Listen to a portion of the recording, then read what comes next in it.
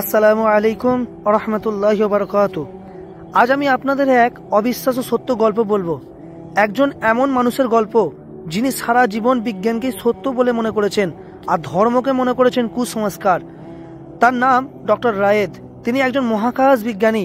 মানব দেহ, নক্ষত্র, সময় সবকিছু নিয়ে গবেষণা করতেন, কিন্তু আল্লাহ আর কোরআনকে এইসব তিনি কখনো ভাবতেনই না। এক রাতে তার জীবন বদলে গেল। এক রাতে তিনি স্পেস টেলিস্কোপ দিয়ে পৃথিবীর চারপাশের অদৃশ্য এক কালো স্তর দেখলেন। তিনি অবাক। আগে কেউ এটা পরিষ্কারভাবে ধরতে পারেনি। তিনি গবেষণা শুরু করলেন।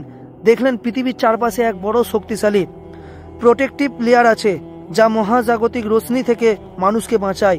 তিনি এটা নিয়ে রিপোর্ট লিখলেন, কিন্তু কিছুদিন পর তিনি শুনলেন কোরআনে 1400 বছর আগেই এই স্তরের কথা লেখা আছে। তিনি রেগে গেলেন, ভাবলেন আর বললেন, এটা অসম্ভব, এটা আধুনিক বিজ্ঞানের আবিষ্কার, কোরআন কিভাবে জানবে? তিনি কোরআন হাতে নিলেন। পড়তে গিয়ে তার চোখ আটকে গেল একটি বাক্যে। আল্লাহ পাক কোরআন পাকের মধ্যে বলছেন, আল্লাহ আকাশকে সুরক্ষা ছাদ বানিয়ে হিসেবে তৈরি করেছে। তিনি স্তব্ধ। 1400 বছর আগে কোনো ল্যাব ছিল না, কোনো টেলিস্কোপ ছিল না, তবু কিভাবে এত নিখুঁত তথ্য? দ্বিতীয় ধাক্কা, মানব ব্রণের সৃষ্টি। এরপর তিনি মানব দেহের ব্রণ নিয়ে গবেষণা শুরু করলেন। তিনি দেখলেন মানুষের ব্রণ প্রথমে একদম চিবানো মাংসের টুকরার মতো দেখায়, যার দাগগুলো দাঁতের দাগের মতো। একদিন এক মুসলিম ছাত্র তাকে বলল, স্যার, এই বর্ণনাটা কোরআনে অনেক আগেই দেয়া আছে। তিনি আবার কোরআন খুললেন। এবার তার হাত কেঁপে উঠল।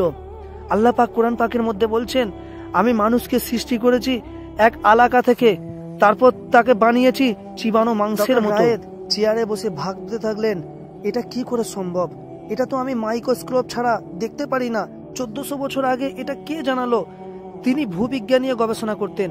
একদিন তিনি দেখলেন প্রতিটি পাহাড়ের নিচে বিশাল গভীর শিকড় থাকে, যা জমিনকে কাঁপা থেকে রক্ষা করে। কিন্তু আবার তিনি শুনলেন কোরআনে আছে আল্লাহ পাহাড়গুলোকে জমিনের জন্য খুঁটির মতো স্থাপন করেছেন। তিনি আর কিছু বলতে পারলেন না, তার চোখ ভিজে গেল। এবার তিনি অ্যাস্ট্রোপ্রসেসিস নিয়ে কাজ শুরু করেছিলেন।